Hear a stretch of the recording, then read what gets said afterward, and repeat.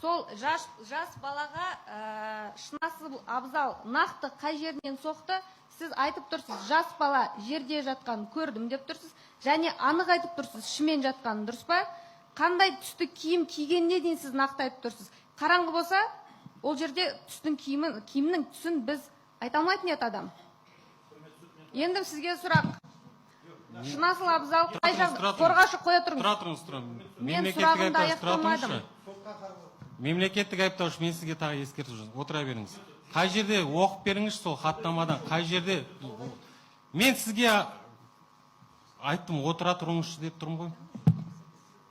Мемлекеттік сұрақтарыңызды қойған кезде киімдер туралы қойып жатырсыз ба? Сол нақты киімдер туралы? Киімдер туралы жаңа өз жауабымда айтты. Сұр киім, қара шалбар. Осыған дейін жәбірленушінің өкілі сұрақ жауап алған кезде, құрметті сот, ол өзі айтты. Сұр киім, қара шалбар деп. Мен сол жауабына